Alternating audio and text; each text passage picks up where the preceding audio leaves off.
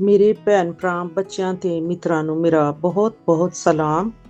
ਕੀ ਤੁਸੀਂ ਜਾਣਦੇ ਹੋ ਕਿ ਪੰਜਾਬ ਦੀਆਂ ਔਰਤਾਂ ਦੇ ਕਈ ਰਵਾਇਤੀ ਜ਼ੇਵਰਾਤ ਤੇ ਟੂੰਬਾਂ ਨੇ ਜਿਹੜੇ ਸਿਰਫ ਬਣਾਓ ਸ਼ਿੰਗਾਰ ਲਈ ਨਹੀਂ ਬਲਕਿ ਹਰ ਇੱਕ ਟੂੰਬ ਦੇ ਪਿੱਛੇ ਇੱਕ ਰਵਾਇਤ, ਇੱਕ ਕਹਾਣੀ ਤੇ ਇੱਕ ਸਕਾਫਤ ਛੁਪੀ ਹੋਈ ਹੈ। ਅੱਜ ਅਸੀਂ ਉਹ ਭੁਲਾਏ ਹੋਏ ਜ਼ੇਵਰਾਤ ਤੇ ਟੂੰਬਾਂ ਵੇਖਾਂਗੇ, ਉਹਨਾਂ ਦੇ ਨਾਂ ਵੀ ਸਿੱਖਾਂਗੇ ਤੇ ਉਹਨਾਂ ਦੀ ਅਹਿਮੀਅਤ ਵੀ ਜਾਣਨ ਦੀ ਕੋਸ਼ਿਸ਼ ਕਰਾਂਗੇ। ਮੇਰੀ ਉਹ ਸੋਹਣੀਓ ਭੈਣੋ ਤੇ ਮੇਰੀ ਉਹ ਧੀਓ, ਮੇਰੇ ਵੱਲੋਂ ਤੁਹਾਨੂੰ ਬਹੁਤ-ਬਹੁਤ ਸਲਾਮ ਤੇ ਢੇਰ ਸਾਰੀਆਂ ਦੁਆਵਾਂ। ਸਾਡੇ ਚੈਨਲ ਉਤੇ ਤੁਹਾਡਾ ਦਿਲੋਂ ਸਵਾਗਤ ਹੈ। ਅੱਜ ਅਸੀਂ ਪੰਜਾਬ ਦੀ ਧਰਤੀ ਦੇ ਵੱਖੋ-ਵੱਖ ਰਵਾਇਤੀ ਜ਼ੇਵਰਾਤ ਤੇ ਟੂੰਬਾਂ ਦੀ ਦੁਨੀਆ ਵਿੱਚ ਚੱਲਾਂਗੇ।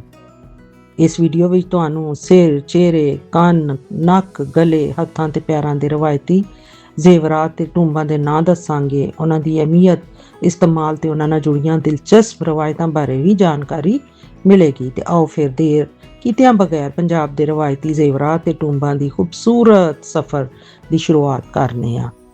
ਜਿਸਮ ਦੇ ਵੱਖੋ-ਵੱਖ ਹਿੱਸਿਆਂ ਵਾਸਤੇ ਵੱਖੋ-ਵੱਖ ਜ਼ੇਵਰਾਤ ਜਾਂ ਟੂੰਬਾਂ ਇਸਤੇਮਾਲ ਹੁੰਦੀਆਂ ਨੇ। ਟੂੰਬ ਪੰਜਾਬੀ ਔਰਤ ਦੇ ਸ਼ਿੰਗਾਰ ਦਾ ਅਹਿਮ ਹਿੱਸਾ ਨੇ। ਇਹ ਸਿਰਫ ਸਜਾਵਟ ਲਈ ਨਹੀਂ ਬਲਕਿ ਪੰਜਾਬ ਦੀ ਸਕਾਫਤ, ਰਵਾਇਤ ਤੇ ਹੁਨਰਮੰਦੀ ਦੀ ਵੀ ਪਹਿਚਾਣ ਨੇ। ਸਭ ਤੋਂ ਪਹਿਲਾਂ ਜ਼ਿਕਰ ਕਰਨੇ ਆ ਸਿਰ ਦੀਆਂ ਟੂੰਬਾਂ ਜਾਂ ਜ਼ੇਵਰਾਤ ਦਾ। ਪੰਜਾਬ ਦੀਆਂ ਔਰਤਾਂ ਸਿਰ ਸਜਾਉਣ ਲਈ ਕਈ ਤਰ੍ਹਾਂ ਦੀਆਂ ਟੂੰਬਾਂ ਜਾਂ ਜ਼ੇਵਰਾਤ ਪਾਉਂਦੀਆਂ ਨੇ। ਇਹਨਾਂ ਵਿੱਚ ਪਰਾਂਦਾ, ਵਾਲ ਪਿੰਨਾ ਤੇ ਜੂੜਾ ਪਿੰਨਾ ਖਾਸ ਅਹਿਮੀਅਤ ਰੱਖਦੀਆਂ ਨੇ। ਪਰਾਂਦਾ ਪੰਜਾਬੀ ਸਕਾਫਤ ਦੀ ਪਹਿਚਾਣ ਹੈ। ਇਹ ਵਾਲਾਂ ਨਾਲ ਸ਼ੁਰੂ ਤੋਂ ਆਖਰ ਤੱਕ ਬੰਨ੍ਹਿਆ ਜਾਂਦਾ ਹੈ। ਇਹ ਰੰਗ ਬਰੰਗੇ ਰੇਸ਼ਮ ਤੇ ਗੋਟਿਆਂ ਨਾਲ ਸਜਿਆ ਵੀ ਹੁੰਦਾ ਹੈ ਤੇ ਸਾਦਾ ਵੀ ਹੁੰਦਾ ਹੈ। ਪਰਾਂਦੇ ਔਰਤ ਦੇ ਸ਼ਿੰਗਾਰ ਨੂੰ ਚਾਰ ਚੰਨ ਲਾ ਦਿੰਦੇ ਨੇ। ਵਾਲ ਪਿੰਨਾ ਤੇ ਜੂੜਾ ਪਿੰਨਾ ਸੋਨੇ, ਚਾਂਦੀ ਜਾਂ ਪਿੱਤਲ ਦੀਆਂ ਹੁੰਦੀਆਂ ਨੇ। ਇਹ ਵਾਲਾਂ ਤੇ ਜੂੜੇ ਨੂੰ ਸੰਭਾਲਣ ਦੇ ਨਾਲ-ਨਾਲ ਸ਼ਿੰਗਾਰ ਨੂੰ ਵੀ ਵਧਾ ਦਿੰਦੀਆਂ ਨੇ। ਮੱਥੇ ਦੀਆਂ ਟੂੰਬਾਂ, ਮੱਥੇ ਦੀਆਂ ਟੂੰਬਾਂ ਵਿੱਚ ਟਿੱਕਾ, ਮੱਥਾ ਪੱਟੀ, ਝੂਮਰ ਜਿਹਨੂੰ ਪਾਸਾ ਵੀ ਕਹਿੰਦੇ ਨੇ ਸ਼ਾਮਲ ਨੇ। ਟਿੱਕਾ ਮੱਥੇ ਦੇ ਵਿਚਕਾਰ ਪਾਇਆ ਜਾਂਦਾ ਹੈ ਤੇ ਦੁਲਹਨ ਜਾਂ ਕੁੜੀ ਦੇ ਸ਼ਿੰਗਾਰ ਦਾ ਅਹਿਮ ਹਿੱਸਾ ਹੁੰਦਾ ਹੈ।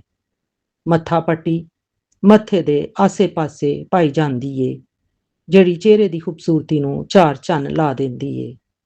ਝੂਮਰ ਜਾਂ ਪਾਸਾ ਸਿਰ ਦੇ ਇੱਕ ਪਾਸੇ ਪਾਇਆ ਜਾਂਦਾ ਹੈ। ਇਹ ਜ਼ੇਵਰ ਬੜਾ ਹੀ ਸੋਹਣਾ ਤੇ ਨਫੀਸ ਹੁੰਦਾ ਹੈ, ਜਿਹੜਾ ਖਾਸ ਤੌਰ ਤੇ ਵਿਆਹਾਂ ਤੇ ਜਾਂ ਖੁਸ਼ੀ ਦੇ ਮੌਕਿਆਂ ਤੇ ਪਾਇਆ ਜਾਂਦਾ ਹੈ। ਨੱਕ ਦੀਆਂ ਟੂੰਬਾਂ ਜਾਂ ਜ਼ੇਵਰਾਤ, ਨੱਕ ਦੀਆਂ ਟੂੰਬਾਂ ਵਿੱਚ ਕੋਕਾ, ਨੱਥ ਤੇ ਬਲਾਕ ਸ਼ਾਮਲ ਨੇ। ਕੋਕਾ ਨੱਕ ਦੇ ਇੱਕ ਪਾਸੇ ਪਾਇਆ ਜਾਣ ਵਾਲਾ ਛੋਟਾ ਜਿਹਾ ਨਫੀਸ ਜ਼ੇਵਰ ਹੁੰਦਾ ਹੈ।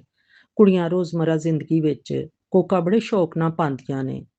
ਕੁੜੀਆਂ ਸੋਨੇ, ਚਾਂਦੀ ਤੇ ਮੋਤੀਆਂ ਦੇ ਕੋਕੇ ਬਣਵਾਉਂਦੀਆਂ ਨੇ ਤੇ ਬੜੇ ਸ਼ੌਕ ਨਾਲ ਵਿਆਹਾਂ ਸ਼ਾਦੀਆਂ 'ਚ ਵੀ ਤੇ ਆਮ ਜ਼ਿੰਦਗੀ 'ਚ ਵੀ ਪਾਉਂਦੀਆਂ ਨੇ।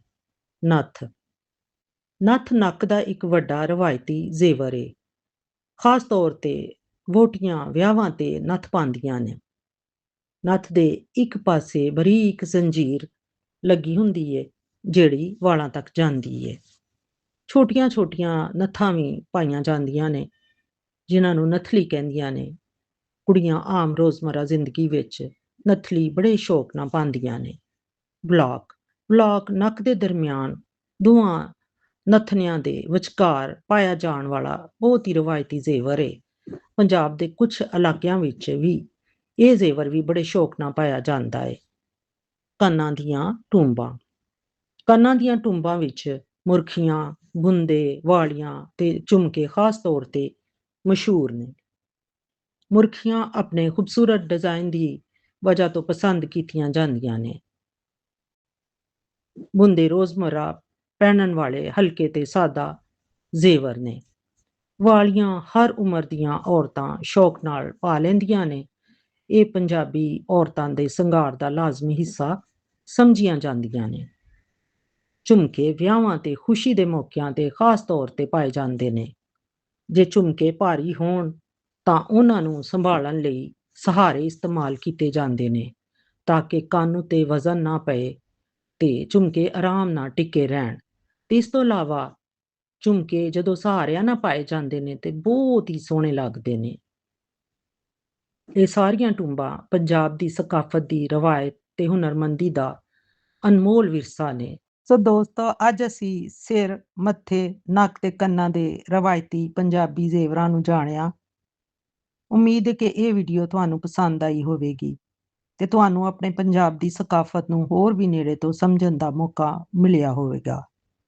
ਅਗਲੀ ਵੀਡੀਓ ਵਿੱਚ ਅਸੀਂ ਗਲੇ ਤੇ ਹੱਥਾਂ ਦੇ ਰਵਾਇਤੀ ਜ਼ੇਵਰ ਵੇਖਾਂਗੇ, ਜਿਨ੍ਹਾਂ ਵਿੱਚ ਹਾਰ, ਗੁਲੂਬਨ, ਚੂੜੀਆਂ, ਕੰਗਣ ਤੇ ਹੋਰ ਕਈ ਸੋਹਣੇ ਜ਼ੇਵਰ ਸ਼ਾਮਲ ਨੇ।